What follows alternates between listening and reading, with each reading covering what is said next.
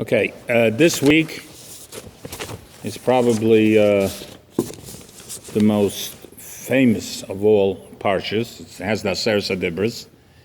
It's Aseret HaDibros, Ten Commandments, which is, it's not really Ten Commandments, but that's the way Cecil B. DeMille decided to call it. But it's really Aseret HaDibros, the 10 utterances.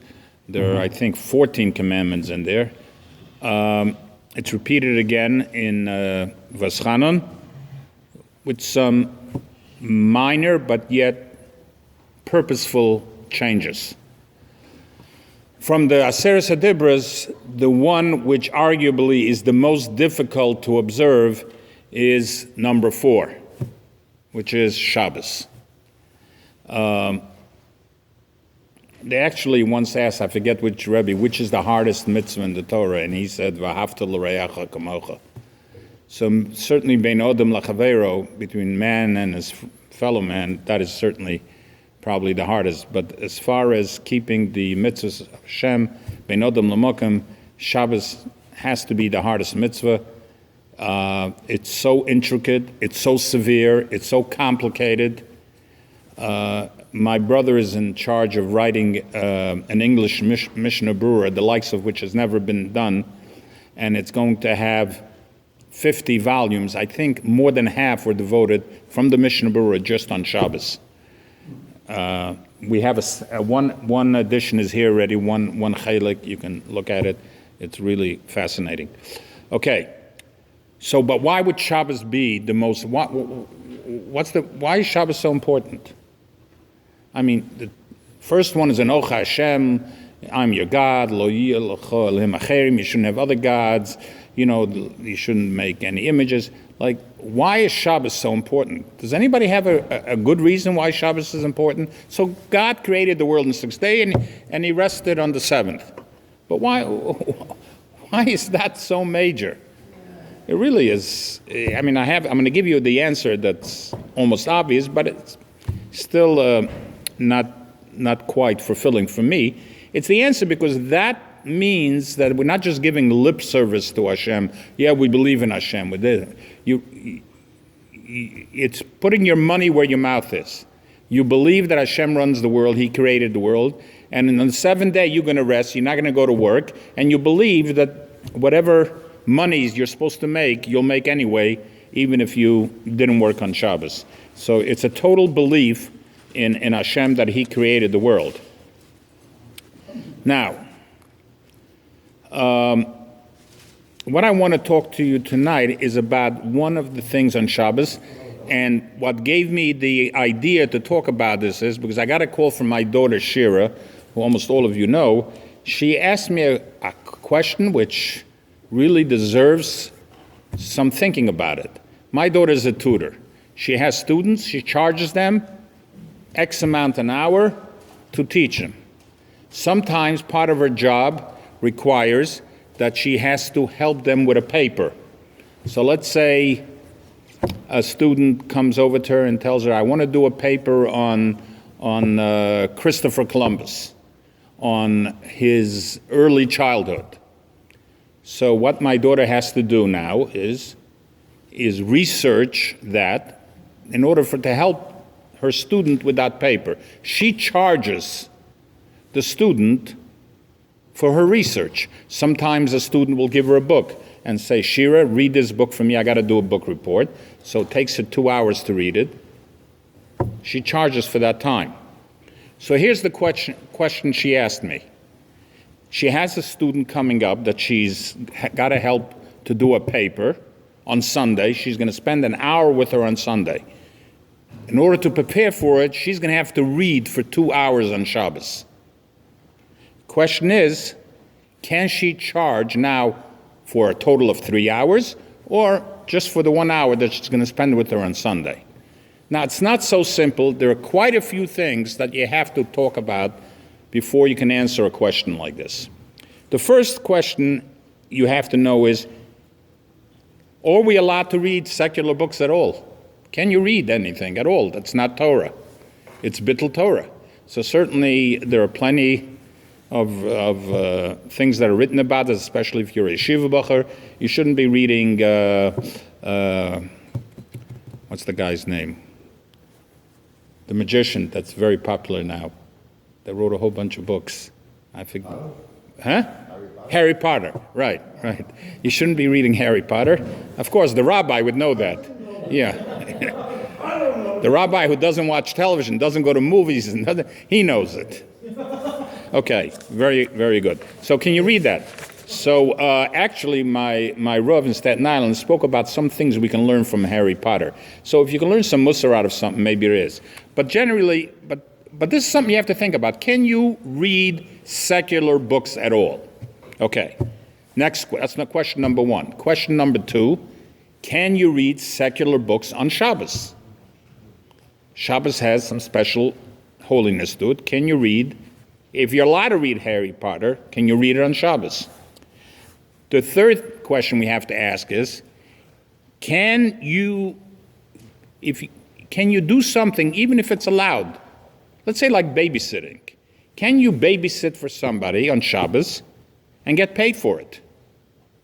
It's called schar Shabbos. You're not supposed to have schar for Shabbos, for working. So can you do that? On Shabbos for sure. We'll get to it. Good. We'll get to it. He said that you're just like you would, you're being paid before, you're doing everything, even though you did on Shabbos, you're being paid before. So we'll get to all these things. Not so simple. And by the way, let me say this. Nothing I say here is number one, the exact halacha. People have differences of opinion, and because I don't have time, I can't get into all the different scenarios, and each one of them requires maybe tens of hours of explanations. So we're going to do this rather quickly because the pizza is going to run out. The fourth and final question that we have is, there's such a thing as a hachana. You're not allowed to do hachana on Shabbos. You can't do anything on Shabbos that you're not going to need on Shabbos. Okay? That's why, and not just Shabbos, Yontiv, you can't do something on the first day of Yontiv or the second day that you're going to need on a Shabbos that immediately follows it. So, can you read on Shabbos something that you're only going to need for after Shabbos? So these are all the problems that have to come into consideration when I would answer my daughter with her question. So let's explore these issues one by one and see if we can come to some conclusions. First of all, the question that I raised, can you read secular books at all? Can you read a good novel? Can you read a newspaper? Are you allowed to do that even during the week? So there is yesh al mi l'smoch. There are those that say very clearly that reading is very important for a person. Reading makes you smarter. Reading exercises your brain. It's a muscle. Your brain is a muscle. And the more you exercise it, the stronger it gets. And it stimulates it, it develops it, and you can use that stronger brain now for Dvar Mitzvahs, for Torah. So therefore, there is plenty of room to allow reading secular stuff as long as it's, not objectionable in other ways. So for the purposes of this discussion tonight, let's assume that we go with the ruling that reading secular items is permissible during the week. Now we jump to the next level is, can we read secular items on Shabbos? Even though it's permissible in the weekdays, can we now apply that same thing to Shabbos? So let me give you a little background about this whole business of secular stuff on Shabbos. The Gemara Masechta Shabbos, which is right in the beginning of Shas, almost all the way in the beginning, says that there's an Isser D'Rabbanan, there's a rabbinical prohibition of reading, and the Gemara uses the terminology Shtare Hedyotis, which means secular documents. You're not allowed to read that on Shabbos. Now, what is included in secular documents? There's actually a machlokas between Rashi, the Rosh, and other Rishonim on one side, and the Rambam holds a different view. Rashi holds that Shtare Hedyotis means legal documents, contracts, bookkeeping records, accounting records. These are called Shtare Hedyotis. So those you're not allowed to read on Shabbos. But regular stuff, Harry Potter maybe, you can, according to the Rashi and the Rosh. The Rambam is much more stricter. And he says that you can't read anything that's not almost Torah. And that would include this bulletin board right here that's hanging in the shul, a newspaper headline, a sign in the street, a novel. According to the Rambam, you can't read it. Now, what's the reason for this?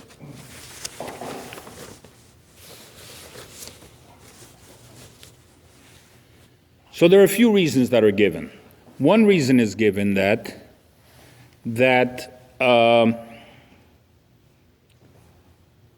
you should not do anything on Shabbos which is not Shabbosdik, which is not in the spirit of Shabbos, to such an extent that some Rishonim hold that you can't even not only speak about these things, but you're not allowed to even think about them.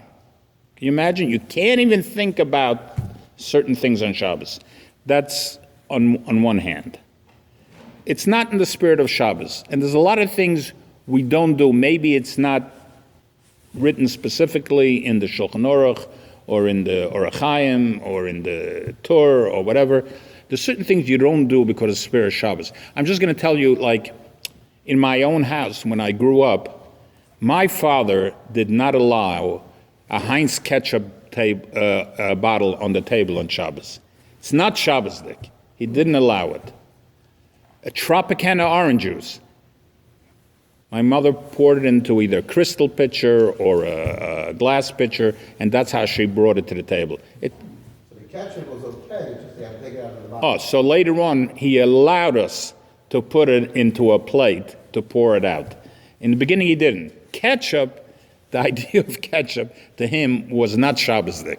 Why? I don't know. Today it's like a staple, salt, But he didn't think it was Shabbosdik. Maybe because he didn't use ketchup. I don't know. But there's so much to be said about the spirit of Shabbos. That's one reason maybe we shouldn't be reading these divrei chol, secular things.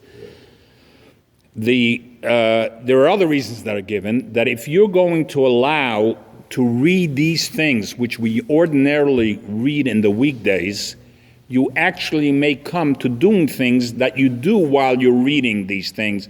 And that is maybe erasing something that you don't like, crossing out, maybe if you read the newspaper, you may come to doing the crossword puzzle. So that's another reason. By the way, what's not included in the prohibition of shtora hedyotis and of secular things is anything that has somehow related to a mitzvah.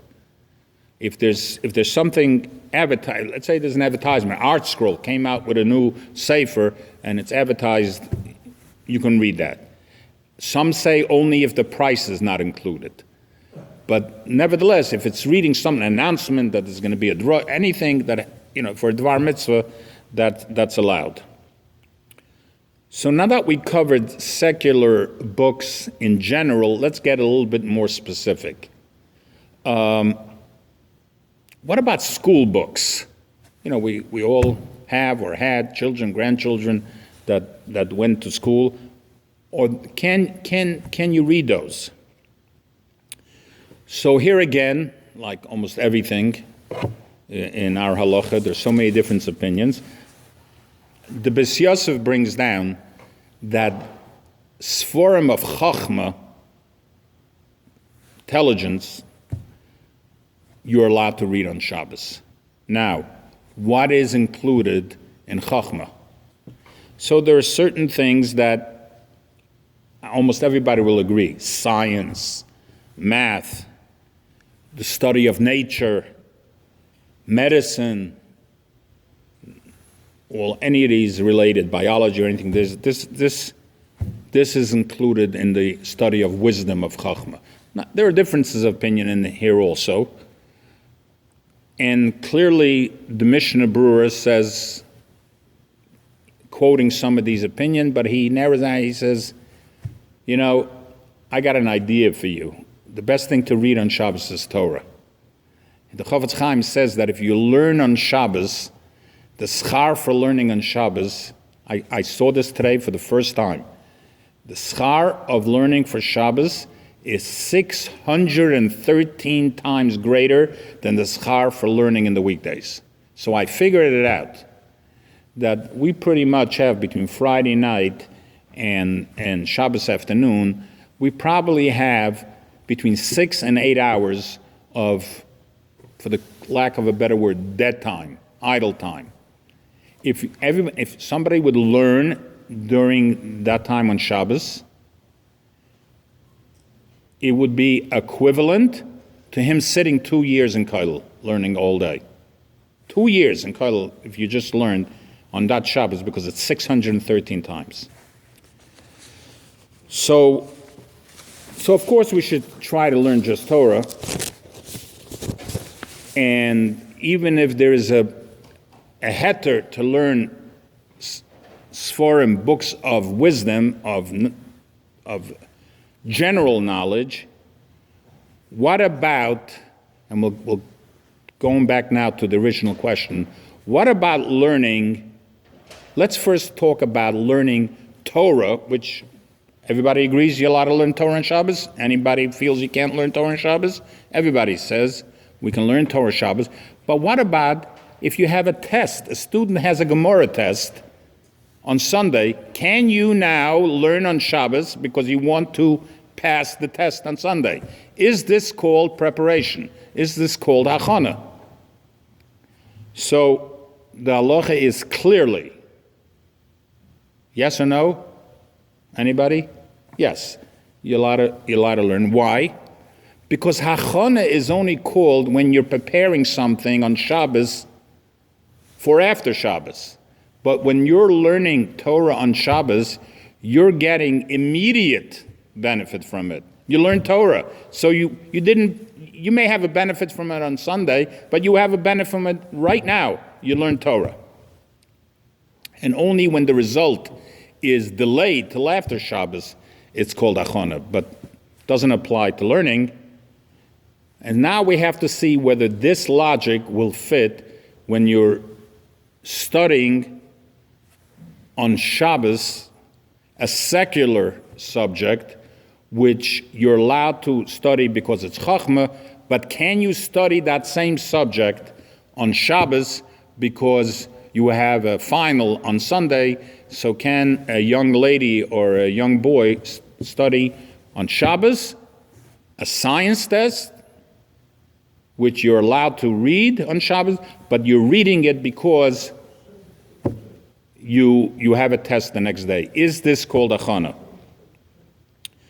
So, because sometimes when somebody studies, not for somebody who became a doctor, so when he read his medical books, the doctor reads it because he wants the immediate knowledge. But sometimes a person studies because he's genuinely interested in the subject and he has immediate benefit from it when he reads it on Shabbos. So there's no achana, there's no preparation. But some people don't care at all about the subject matter. They're studying it on Shabbos because they want to pass on Sunday. They don't care about the knowledge. They don't need the knowledge. They don't plan to use it in their life. It's simply an exercise, so to pass the test tomorrow. So that will be the difference. It will depend on the subject matter and on the person, whether he needs the benefit now, whether he's going to have the benefit now, or he's going to only need it for later. There's a very fine line over here, and I hope I can relay it properly. Some hold that it doesn't make a difference. Whether you need the knowledge because you want the knowledge, or whether you need the knowledge because you want to have it for the test tomorrow, it's still permissible. Because the benefit is immediate. You're getting that knowledge immediate, even though you're only going to need it for tomorrow, but the result of your action gives you immediate satisfaction, and therefore it's not a chana. You've read it today, you've acquired the knowledge today, and therefore it's not considered a chana. But like I said, not everybody holds with that. So let's now assume, we've covered some of these issues, let's now assume that we're talking here about a person that's reading Chachma. It's a matter that's allowed. The benefit is immediate, so there is no achana. So everything is hanky-dory, except we're still left with the main problem. And what's the main problem? The main problem is, can I do all this on Shabbos and get paid for it? We haven't covered that. We've passed all the hurdles, but now that we're doing it, and we're allowed to do it, and there's no problem with it, fine, you did it. Can you charge somebody for this time? So let's go back. I mentioned before a babysitter. Can a babysitter watch your children? Can you pay your babysitter for watching your kids Friday night? Okay. Obviously, we're talking about paying the babysitter Motzei Shabbos or Sunday, but can you pay them? And there's also a question whether, if you're not allowed to do it, then the problem is not just with the girl taking the money, that she's now getting money for work she's done on Shabbos, but you are causing her this, so it's problematic for you to pay her as well. So can we do this? Can we have, everybody maybe has done this. I know I've hired babysitters Friday night. You have a Sheva Brachas, you have a Simcha, you hire a girl to come over to babysit, and I pay them. Was that allowed? It's called Schar Shabbos. So there are heterim. There is a heter to do this.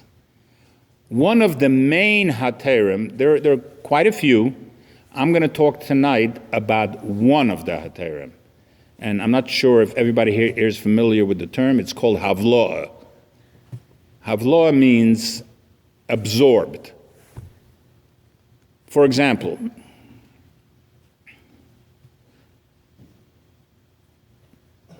like we've all gone to a kiddush, you hire a caterer, the caterer has waiters, the waiters are working on Shabbos. How can those waiters work on Shabbos? You ever think about it? How can they get money for working on Shabbos? So the answer is you do it, there's a couple of ways to do it with havloa. Havloa means their pay and their work is absorbed in other things.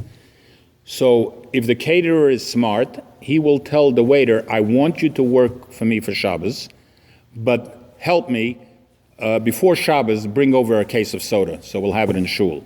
So now when he's paying him not only for the work that he's going to be doing on Shabbos, he's paying him for the work that he's done before Shabbos, and it all gets mixed in, and in such a case, since it's not strictly, specifically for work that he's done for Shabbos, you're allowed to do that. Another way caterers can get away with it is that the caterer, like when he charges the guest, not the person making the simcha, he charges him for the waiters $500. So how can he charge somebody for workers that he hired on Shabbos but he's also including in the bill, that it also includes the food. So he mixes it all together. So it's not a bill specifically for the waiters. It's a bill for the rest of the stuff, for the food. So that's also called havloa. It's absorbed. Something you could do yourself. What's wrong with it? What? Something that I could do myself. Yeah. What's wrong to do that you give somebody else? Giving money is done with the right. No, you can't hire or work on Shabbos to work for you on Shabbos. That's not hiring. It's something, something, doing, let's say, bringing food on the table. It makes no difference. Malacha, work does not mean, there's a difference between work, how we know it, and work, which is halachic work. Halachic work is different than if I'll pay you on Shabbos to bring me the chair over here, you can't take that money. And it's called schar Shabbos. It's also. I'm doing a job that is permissible. That's exactly the point. Babysitting is permissible too. You can't get paid. Yeah, but it's not a heter. You can't pay somebody because they did something on Shabbos. What's paying is what paying is a halacha midoraita. What paying? I'm giving you a couple of pieces of papers. You're not allowed. I can't pay you for it. Can't. Giving you a piece of paper. Nothing. What do you mean paper? Money? It's not. You can't. If I paid somebody, do me a favor. I have a sprained ankle. Hold on to me. Walk me across the street on Shabbos. I'll take care of you after Shabbos. You can't do that. Give you a couple of pieces of paper to. Nothing. That's the halacha. Okay. So another way to get around it is that you hire, if you have a steady babysitter, you mix up the times that she babysits. You'll be my regular babysitter, and I'm going to pay you a flat fee. Whenever you babysit for me, I'm going to give you money. And you don't specify how much per hour. That's another way to do it. Another way to do it is, and this I know, I've seen this done, where a babysitter will bring with her some nash or prizes and give it to the children. So when she gets paid on Shabbos for babysitting, and the money is also for the nash that she gave, just like the caterer with the food. And another way around it, the final one I'm going to give you is, let's say you made up to pay a certain amount an hour, $4 an hour, the bill comes to $30, give them $30.10. You gave extra. That extra doesn't have to do with the work you did on Shabbos. That's because you want to give it as a gift. So the gift and the pay gets all mixed up. So these are all cases that you can get around it. So in conclusion, let's get back to my daughter's question. The question was, can she read 2 hours on Shabbos to be able to help her student on Sunday write a paper? And the answer now we know is yes, but these are the things that have to happen. First of all, it has to be a book of Chachma.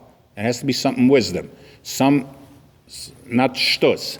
Next, it has to be something that you get immediate knowledge from, and you appreciate that knowledge immediately.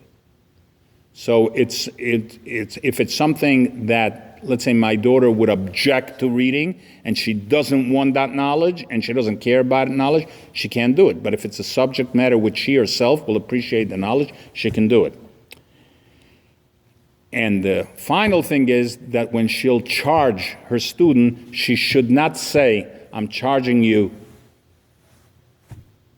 $50 an hour. I work 2 hours on Shabbos and an hour on Sunday, so you owe me so much. You should say, I'm charging you X amount of money, and don't mention hours, just the amount of money. And if she did mention hours, because most of her students already know her hourly rate, charge her a little extra. Says, I had to do extra work. It's not, huh? She should include the. Right, you're right. The actual teaching after Shabbos. Right. Okay. Go ahead. Okay. Then, Yeah. as we wrap up, I said, could you